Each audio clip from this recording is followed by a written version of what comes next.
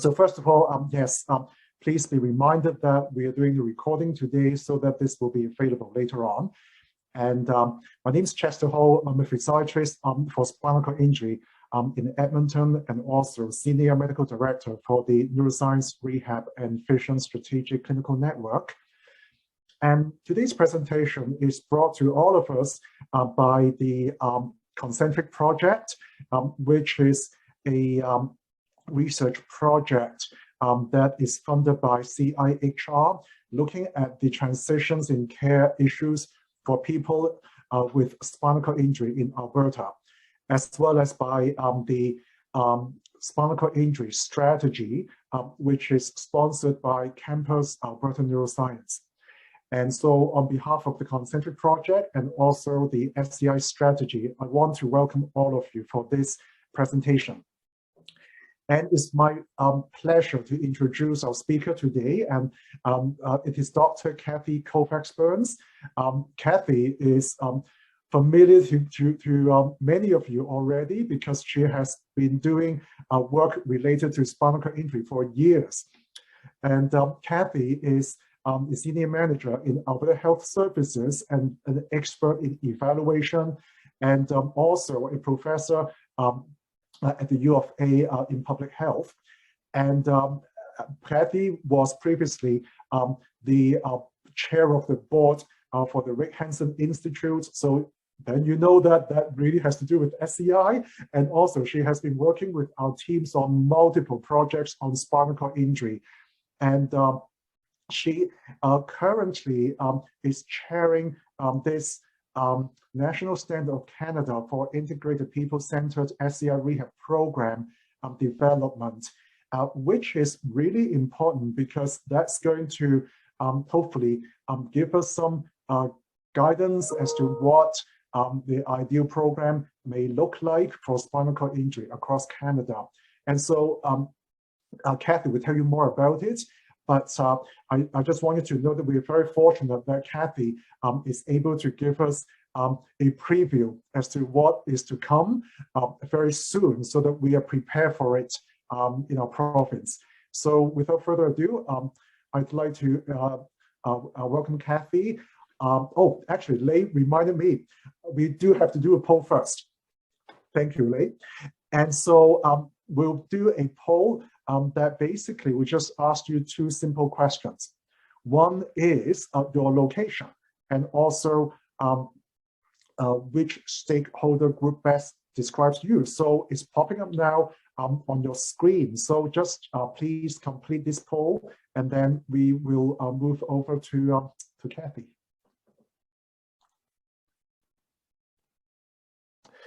I guess when we say North Zone or South Zone, we really mean North Sector and South Sector. So North Sector includes Edmonton Zone, North Zone, and part of Central, and then South Zone will be Calgary Zone, South Zone, and also part of Central as well.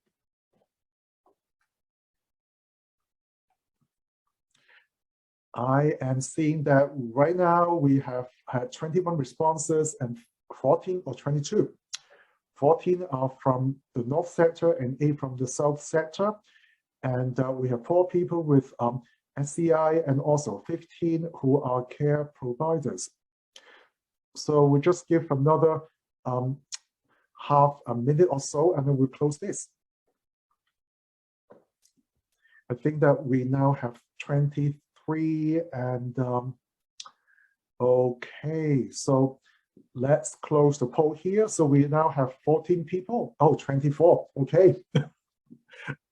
24 people who vote, who completed the survey, and 14 of which came from the North Sector, and 10 came from the South, and 4 people with SCI, and 15 are care providers, and 3 are researchers, and 1 policymaker, and 1 is a community partner. Thank you so much. And so now I'd like to turn this over to Kathy. Thanks so much. Thank you, Chester, and thanks everyone for joining us today to hear about the integrated people-centered Spinal Cord Injury Rehabilitation Program, National Standard of Canada. Now that's a mouthful, but I am going to be able to walk us through all aspects of that today. I'm going to share my screen with you. So I'm going to look to somebody to let me know when you see it. Yes, we see it, Kathy. Thank you. Okay. Just going to make this larger.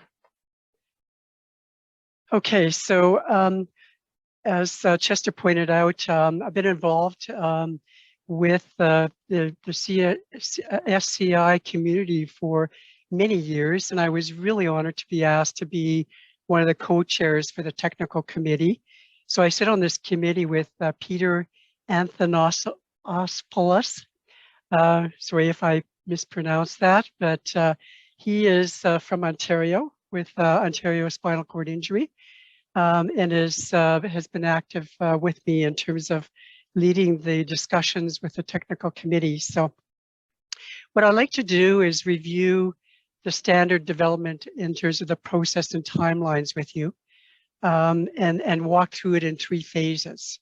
So the phase 1 really will be some of the preliminary work that was done by an advisory committee, and then the work that the technical committee is currently working on.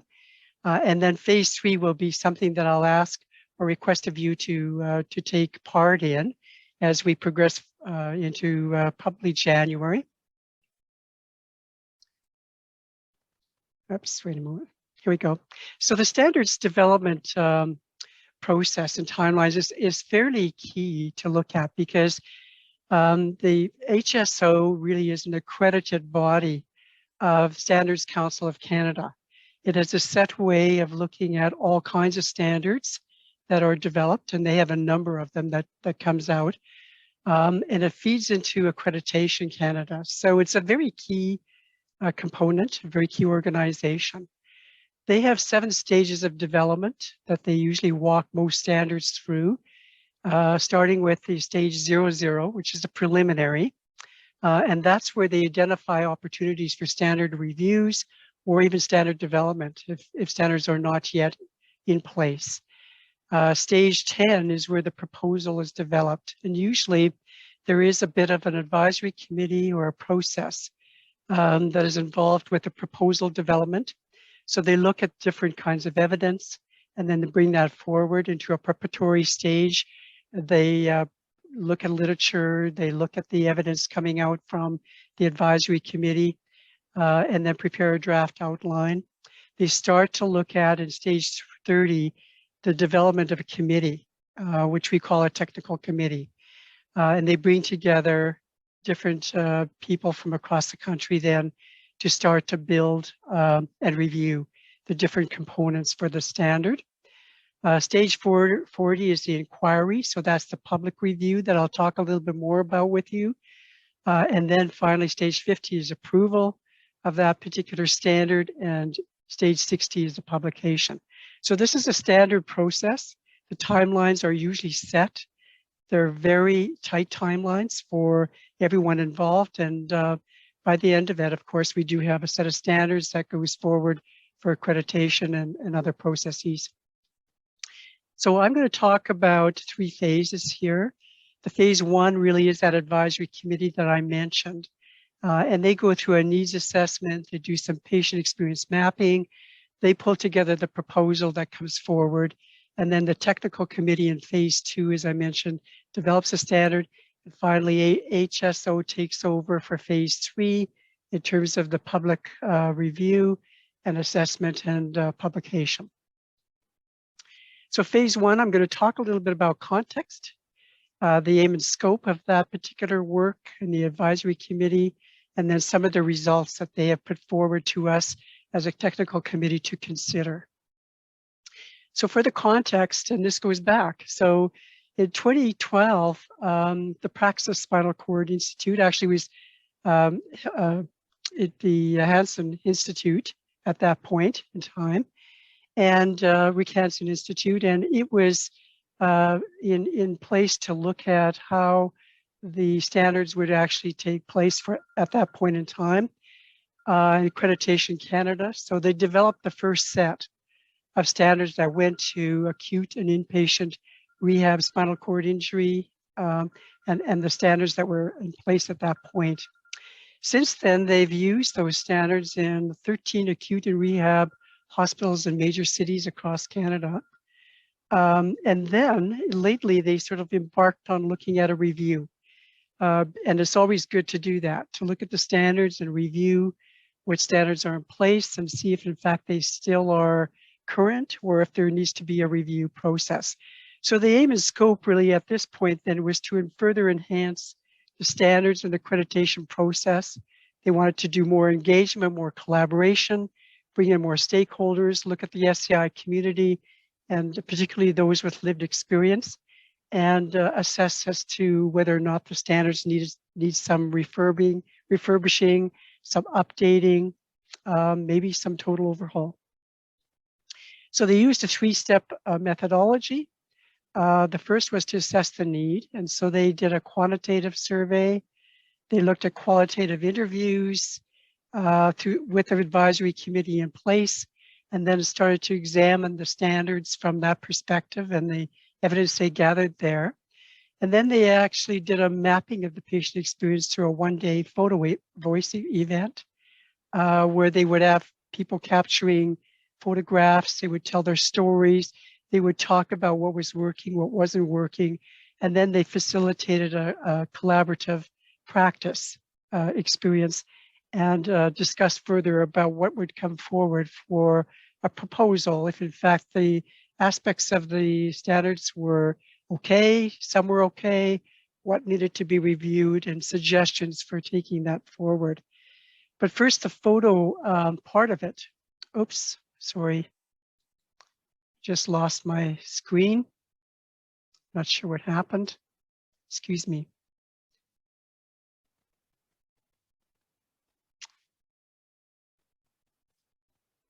Oh, I lost the whole thing. Sorry.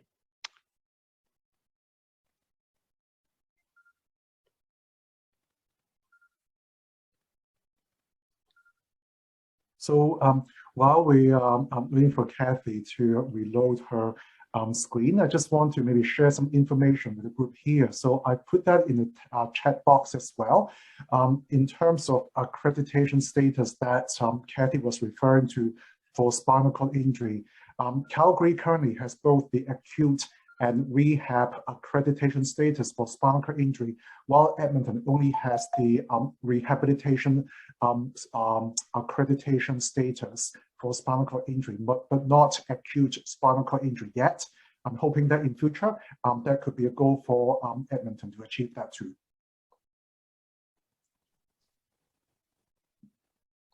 Okay, sorry about that. I hope you can see that. I'm not sure what happened. It's okay. Okay. Okay, so as I was saying, sorry, the advisory committee. So they clearly had a mandate now to collaborate with Praxis and HSO to make recommendations based on what their findings were from the different surveys they conducted, and then the photo voice and their event. And so that was really key in terms of trying to then create a proposal. So this happened in October of 2019, chaired by two persons with lived experience of SCI. And so their survey design, here's the qualitative piece of it. They had 31 questions, 5 of which were demographic, 12 that looked at the current state of SCI care in Canada, 10 that looked at quality and use of standards and assessment programs, and then 4 that looked at the future of SCI care in Canada, working towards quality improvement. And they used Likert scales of emojis and strongly agree to strongly disagree, or I don't know. And some of the survey pieces went on for about 5 weeks. So this was pre-COVID from in late 2019. They reached out to all provincial networks across Canada, hoping to acquire about 220 survey participants. In our analysis sample, we had 149. They did descriptive analysis, cross-references, and then considered other aspects of the quantitative and qualitative data. So out of that, some of the major findings were that neither delivery of SCI care models nor quality of SCI direct care appear standardized in Canada. I mean, some of this I think we already knew. So there was confirmation based on what came out of the survey results and the findings. That navigating the health system appears challenging for people living with SCI. Timely access to specialized SCI care, regardless of where they live, appears to be an issue. The SCI community believes in both importance and benefits of monitoring both SCI direct care and SCI delivery of care models, as well as ensuring accountability. The degree of involvement of people living with SCI in both design and monitoring of the standards is unclear. And then the policy-related capacities for SCI care improvement are less known to the SCI community. So in terms of mapping this, they went through a traditional episode type of SCI care journey and followed individuals from injury to acute care through a rehab and then return into the community. And they would ask very specific questions. For example, what about primary care? What was their involvement? What about home care? What about community care? And so all of that was gathered as part of the journey, whether it's voice, photo voice, or through the surveys and interviews. And then the photo voice part of it was captured as a result of some experience that they would share or map out with the individuals. So they actually taught people how to do photo voice. They would identify different kinds of questions. And you can see, and I'll talk a little bit more about the question that was set up. They asked people to take photos of their experiences through their journey and then explain what the photo actually captured or meant. What was that part of the story or journey that people were capturing? And then they would select 3 or 6 photographs in terms of some of the questions that they were looking for and send those on to the SC or coordinator. And then that would be mapped for them to tell the story. So here's a question that they actually looked at. How do people living with SCI experience to return into the community at 3, 6, and 18 months post-transition from an inpatient rehab setting? So that was a very clear research question that they tried to achieve or look at. They identified and recruited a number of participants, at least 8 to 12, to do this. They provided training in the photo voice for 2 to 3 hours. They allowed participants time to take photos over 4 weeks. And then they held focus groups, debriefing sessions, and discussed and labeled the photos for a virtual event. That then created the story that was part of their community. So out of that experience map, they found a few other things. So when people leave rehab, they have to rebuild their identities, routines, and relationships. People have to rediscover their relationship with their bodies and health once they leave rehabilitation. The access and navigation of care is a significant challenge when people transition out of rehabilitation. When people encounter physical barriers, their routines and sense of belonging or community are disrupted. And issues exist with the public being unsure of how to act or treat someone with a disability. The Insights report is something that we're going to share with you, but this is a larger report of the details that came out of the mapping. So all the findings are actually enclosed here, including this particular map. Now you can't see this map, but it is detailed within the Insights journey report. So this layer across the top was the actual journey from the onset, so 0 to 3 months, excuse me.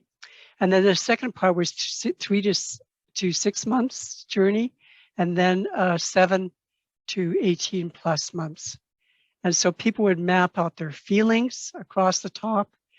They would map out aspects of pain, care and activities.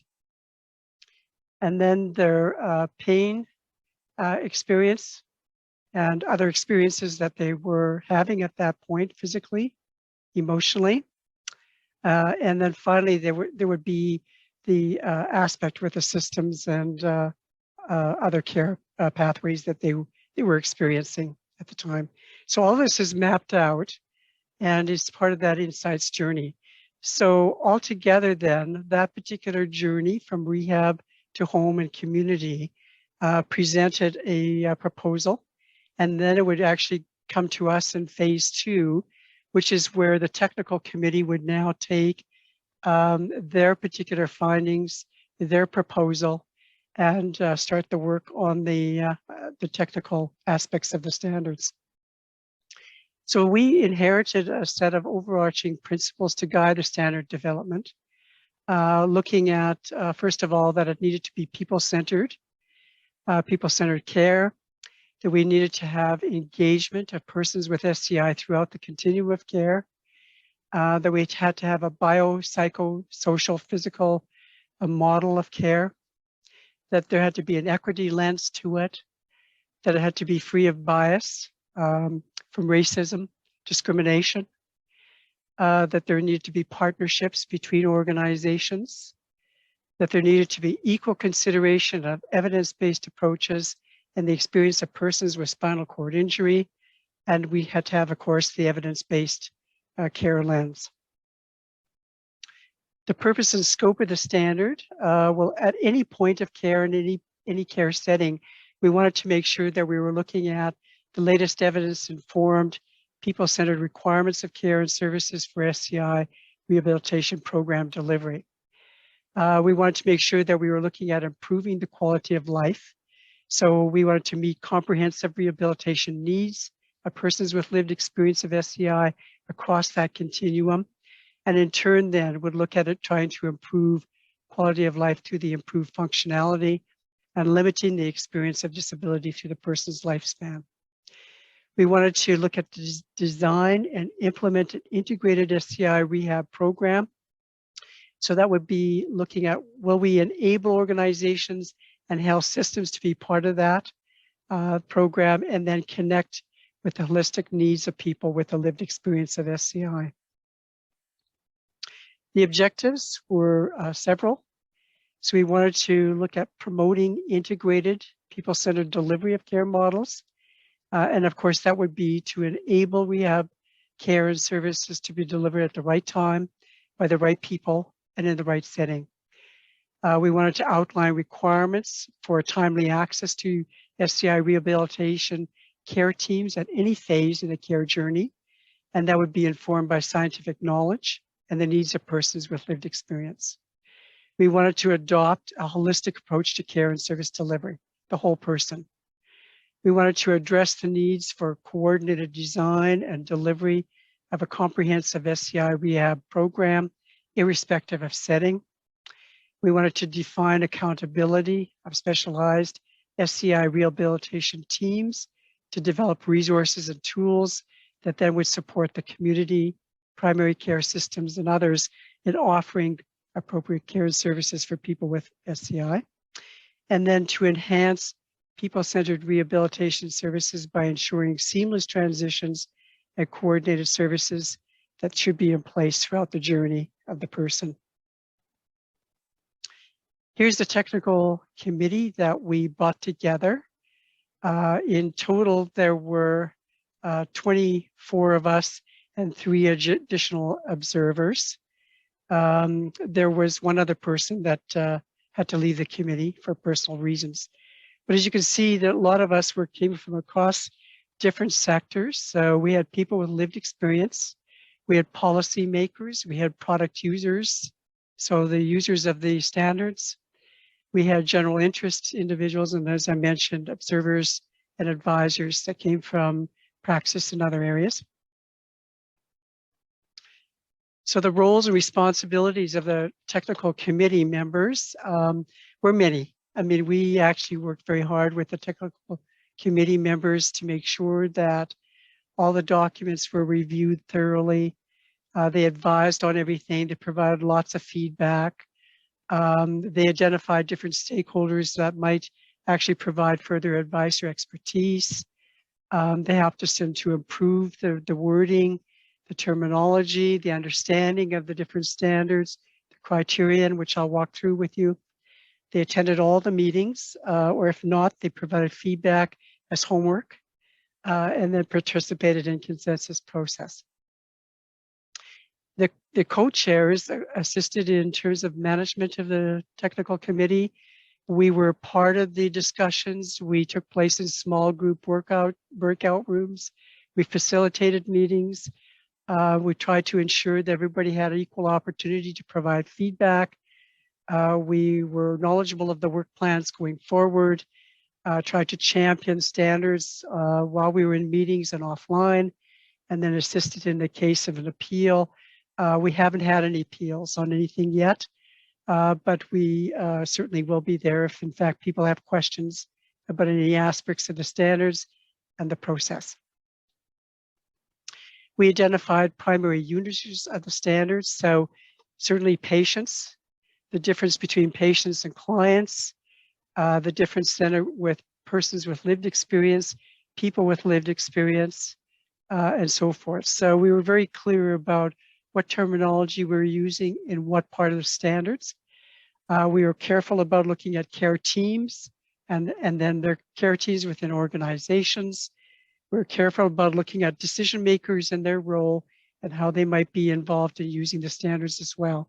So all this was discussed as a frontline part of the standard. This is an example of trying to clarify some of the terminology for the standard. So when we talked about persons with lived experience of spinal cord injuries, which was, we shortened to PLEX, we were very clear what that meant. And clear then what the person with spinal cord injury meant in terms of the context of the standard and their involvement at a community-based level and involvement with the use of services. People with spinal cord injury, so groups of persons with spinal cord injury who use community-based services. A patient who would be admitted or who would be receiving inpatient or outpatient care. So this is an example of how fine and detailed we actually got into defining the different terminology so that it'll be very clear throughout the standard. So how did we get to the first draft? Well, we had literature reviews and revisions based on the technical committee feedback. Some people provided a lot of feedback in terms of missing information or literature or guidelines that were used or tools that were used. We had a series of in-person meetings, and they were monthly, to discuss what content from the literature review could be incorporated into the draft, and then offline homework, follow-up meetings, and then the draft of the criteria. So a lot of work that took place right from the get-go, and we started back in January. And here's sort of that the library of different kinds of contexts which we used. So starting with quality of life, PLEX and families, engagement, continuous learning, research and quality improvement, and then the different contexts, looking at non-traumatic and traumatic spinal cord injury, talking about aging, adult population, pediatric, and other domains that were acknowledged through the discussion. So a lot of information was sifted through, not just through the literature, but through our discussion as well. And here's what we ended up with in terms of the content areas as our first draft. So these are still being modified and refined, but this is what we've come up with so far. So we have chapters basically on integrated systems of care that would include things like transitions and so forth. We have a chapter on acute care and all the aspects that would be covered there. We have a chapter on ongoing rehabilitation care, involvement of person with the lived SCI experience, specific age groups and considerations with seniors, with for example, aging, and considerations with aging, pediatric age groups and so forth. community reintegration and all the community services, research, monitoring, and quality improvement. So these are the chapters we've ended up looking at in the first draft and still going through, as I said, some refinement. The standard structure, and we share this with you because when you're actually going to be asked to review the standards, you're going to notice a couple of headings and subheadings. So the standard subsections that we would be, so the chapters and then subsections within the chapters would be, you'd be looking at. So for example, creating and sustaining a caring culture would be one of those. Within that and underneath that, there are different introductory statements. So one would be the organization delivers services and makes decisions according to its values. Underneath that, there would be a number of criteria. So 1.1.1 and 1.1.2, et cetera. So each would be a very specific requirement that would be evaluated underneath that introductory statement or standard. And then a number of guidelines. There would be inclusionary of tools, some clinical practice guidelines, other references that people could actually look at and utilize, and then a quality dimension in the margins that might indicate something that's of significance with that particular set of standards to look at. So these are set kinds of protocols and the way the standards are structured. So the spinal cord injury standard timelines. So from January to March, we developed the technical committees. So the recruitment, looking at who we are missing and setting that up. And then by May, we started having our orientation meetings and literature review. And in June, we had our in-person meeting. Well, we didn't have an in-person meeting. We had virtual meetings all throughout. So we had some of our first meetings in June, and then we started to develop a lot of the homework standards for the different committee members. We developed our first draft in June, July. We did some revisions in August through other teleconferences. We had a second draft in September, and today we're sort of looking at some revisions. So that's where we're at. So phase 3 is that follow through now for looking at the final draft for the review process, the public review launch, and then some revisions and publication. So that's what we're faced with in the timeline. So we're hoping that by December, the technical committee will have edited, translated, and reviewed all of the standards, all the criteria, the terminology, the glossaries, the introduction to the standards. And so we would actually have a very good draft to actually share with the public. So we would be in agreement then sometime in December at our next meeting to actually release the draft for public review. And that would take place in January and February. So this is where you come into play. You have an opportunity to actually review those standards. You get to comment, provide revisions or something that's missing.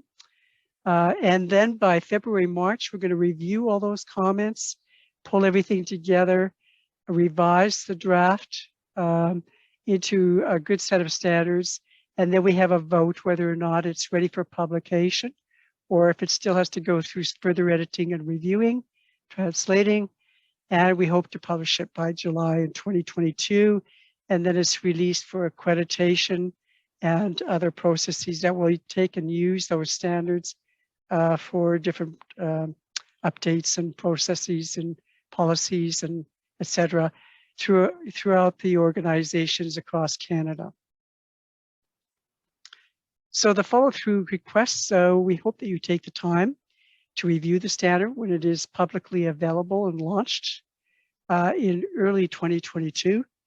And take the time then to provide comments and be constructive, be critical, because at that point, once the standards are released and published, they will be then, as I said, used by Accreditation Standards Canada and by the organizations to actually pull together their particular processes that would be guided by those particular standards. So we hope that you will be critically and constructive in terms of your comments. So that's really what we have to tell you.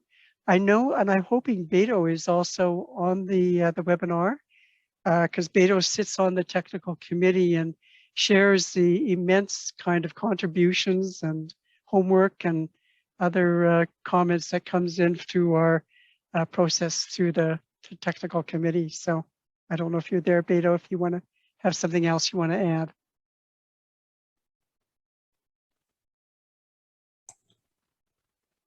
Hi, Kathy. Yes, yes, I'm here. Thanks. No, I think you did a great. This was a great description of the process, and it gives the sense of how can I say this? This has been a time-consuming and energy-consuming, but I think it's worth it. And I just want to say that I'm really pleased with the result that I have seen so far, because a lot of the items there match with what we are discussing in Concentric. And a lot of the things that we are trying to develop in Concentric that hopefully we will get that intervention going, definitely will go to match with the criterions that will tell us that we're doing a good job in terms of spinal cord injury care in this country, right? So I think it's very important work, and thank you for being the leader of that. And it has been a great effort, and very, very interesting indeed. Thank you. So I think we're ready to open it up for questions or thoughts, comments. Kathy, just one other question. I saw that there are some other Albertans on that committee as well. So Michelle, I think that you're part of that as well. And there could be someone else as well. Any comments from you, Michelle, or anyone else who participated in that committee? Before we go to Bonnie for her question. Yes, thank you. Wasn't sure who was here today from.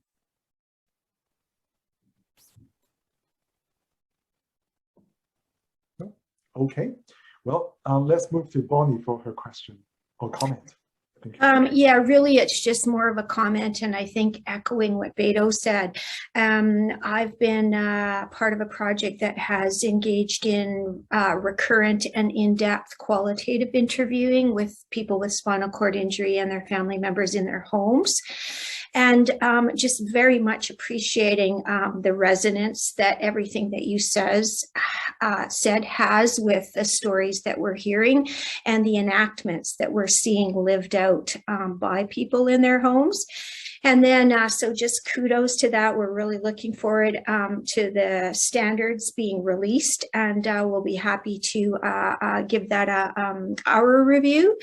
And then my other little touch is just as a qualitative methodologist, just very much appreciating the incorporation of the photo voice elements. I think we just do our best work when we're just opening it up and countenancing and taking very seriously multiple forms of evidence. So very nicely done and presented. Thank you. Thanks so much, Bonnie. We appreciate that. Look forward to your comments on the standards. So is there any comments or question from anyone else? Please feel free to unmute yourself or raise your hand.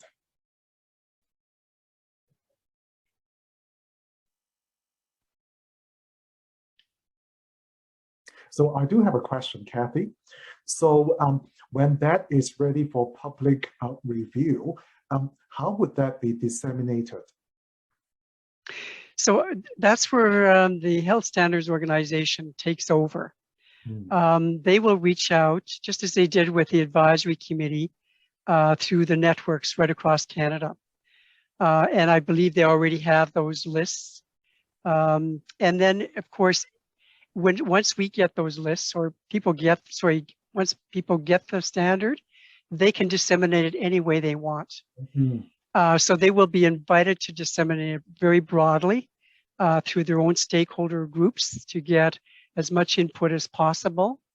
I think people will be given clear directions, and we're still trying to work through how that's going to look. But we're hoping that we can have people either channel, sort of collaborate and bring together their comments and then send those into us, rather than in each individual, unless each individual feels that they have something that they really want to go forward.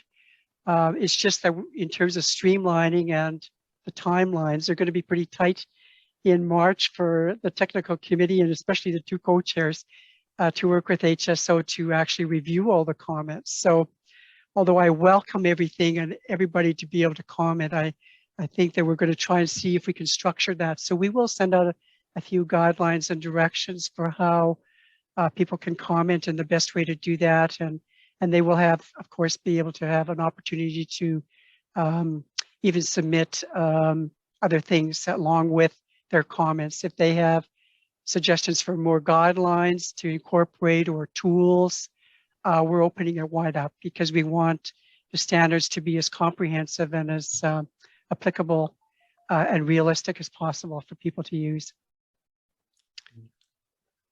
So I'm sure that we'll hear from you or Beto whenever those are ready and to be sent out. And maybe what we can do is we can ask Lei to disseminate that through our mailing list, but also asking the groups to try to work together. For instance, maybe the group at the foothills can work together to compile one response versus multiple individual responses. That's what I'm hearing is the preferred way to do things. Yes, and I think just wait for the instructions, because I mean, if we can channel it so that individuals can respond, and we have a little bit more help from HSO to be able to then look at all those responses, great. If we're working with the existing committee, we may ask for people to sort of collaborate on their comments and then channel those in, by different groups. It doesn't have to be the whole province, for example, but to sort of each group might want to see how they might send in their comments together.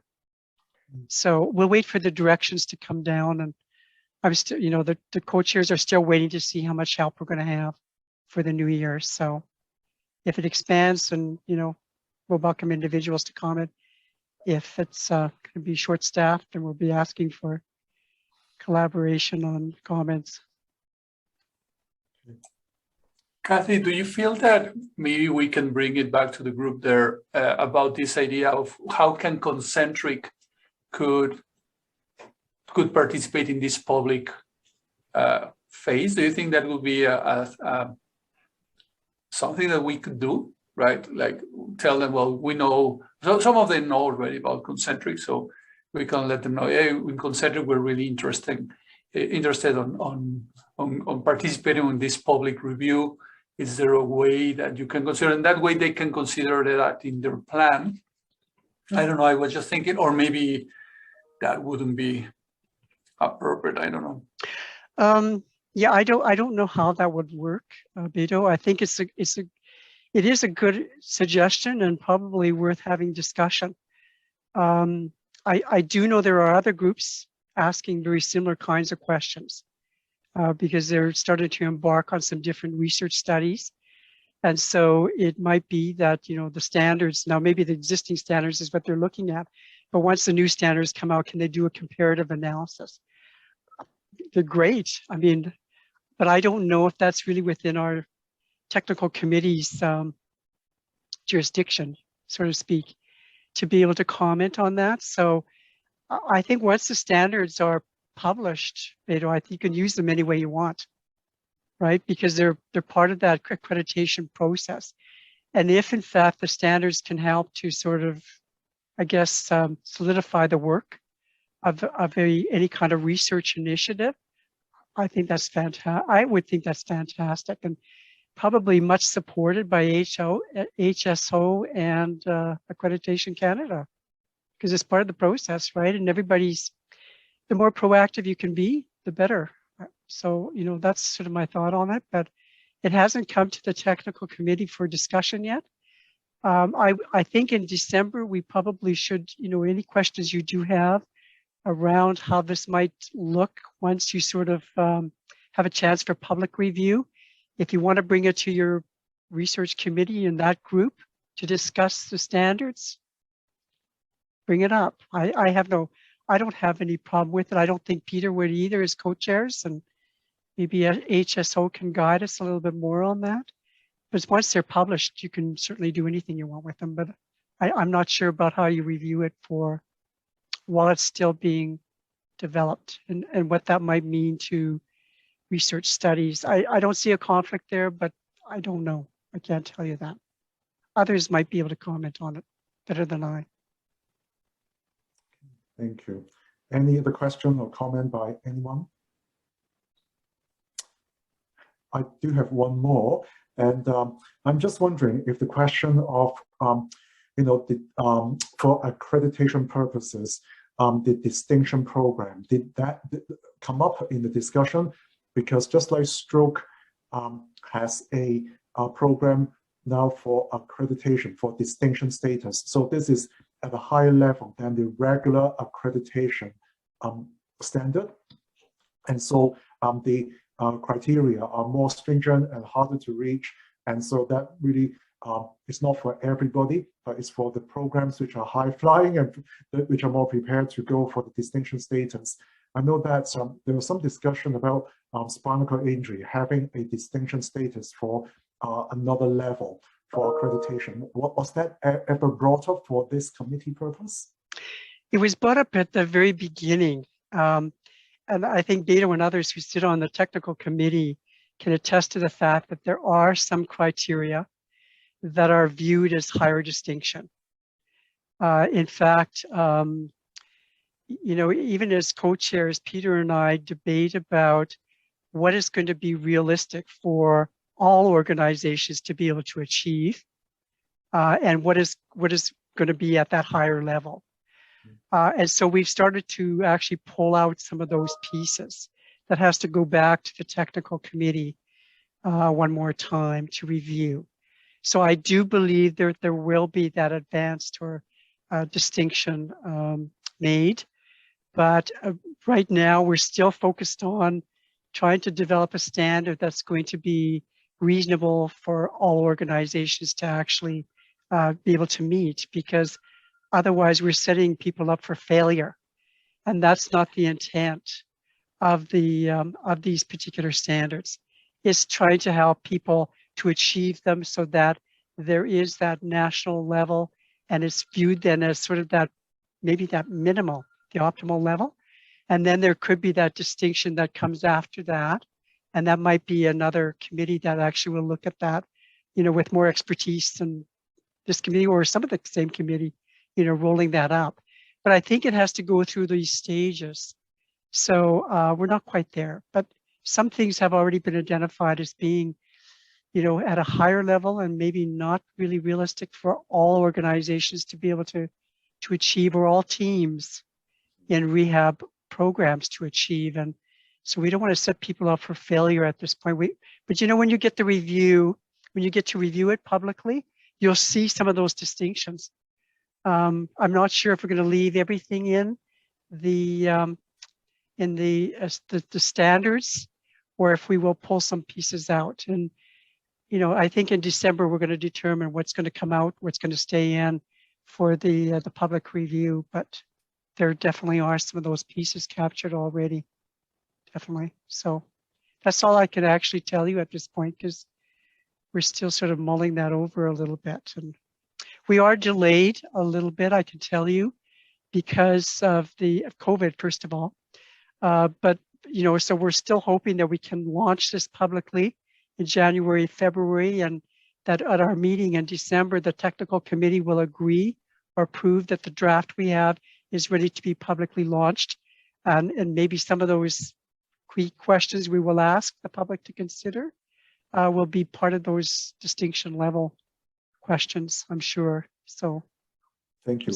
Yeah, I just know that from the stroke program standpoint, when they have the distinction status, it actually really encourages some programs to reach a much higher standard. So that's been very beneficial to the patient care standard in some places. So I think it's worth considering for sure.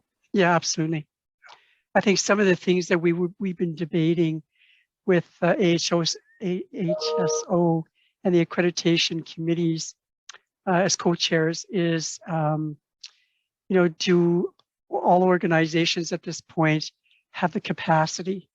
So there's capacity, funding, and I mean by capacity, the human resources, the community resources and services tax, all of those pieces, right? So because the standards are very detailed in all of those, it's very holistic. And so we want to make sure that it's going to be achievable first and foremost. And then I think, the gold standard would be, okay, so let's push that bar a little bit higher so that those organizations that really can enhance their capacity or reach and strive for more, let's push it. And maybe the others then will be able to look at, achieving that as well at a certain level or a certain time frame. I don't know. So all of those things are part of that consideration, and I think it is a little bit challenging to say for sure that everybody can reach that distinction. I think. Thank you, Beto. Yeah, sorry. I think you just say something very, very important, Kathy, because in my perspective, the way the standards are right now, of course, we need to refine them further. I always have thought of this. It's going to be kind of impossible for a single organization to fulfill everything. So that means that maybe like these standards are going to push us to integrate our services better, to integrate our organizations and to integrate what we do and in a single system in which we share information and we communicate with each other so we can actually provide and achieve those standards. And that's, for me, very exciting because that's why I see standards for, like, they tell you what you should be doing in order to do things properly, right? And even though that some organizations will not be ready, as you say, maybe we will set them for failure, maybe this could also push them to actually, or push the system in Canada to actually integrate better. And that's, for me, that's what I'm really invested in that. And that's what I say yes to this, because I feel this could be a way to help us. But definitely the way the standards are, and sorry, guys, I know it's a really abstract for you guys because you haven't seen them, but they are so, as Kathy mentioned, so holistic, and so they actually touch on every aspect of the lives of individuals and families and community, that I don't feel that a single organization, for example, Alberta Health Services, will be able to cover all of them. So we will be forced to collaborate with SCI Alberta, with other community services in order to actually achieve those standards. So thank you, Peter. I think that's an important point. I mean, the first chapter is the integration across the care and systems, and it's the first chapter because it then sets the stage for the others, and each of the main subsections within each chapter, you will find one of the first things will be that teams actually collaborate or network or partner in order to do, and then there's a list of criteria, because we do realize that some of them are just not achievable by every single organization, and therefore could be set up for failure. Not that we want to do that. So I think realistically, we try to sort of make sure that some of those first criteria are ones that groups can reach out, as you say, partner, because you can't do it alone. And I think that's the way the whole standard is set up, is not to do it alone and not to feel that you have to do it alone, that it is part of that networking and integration and that model that we want to set up for the future, I think, and establish some really good approaches, for integration now before it's too late, right? So that's a very good point. Thank you. Thank you. Well, Kathy, I want to thank you again for this presentation, giving us the context and the information that we will be looking forward to, actually probably early next year, right? So I hope that all of us will have a chance to review that and respond to that. And I want to thank those of you who serve on that committee as well, like Beto and Michelle, and anyone else that I'm missing here, for the work that you put in. So thank you. And I want to thank all of you for attending. Thanks very much. Thank you.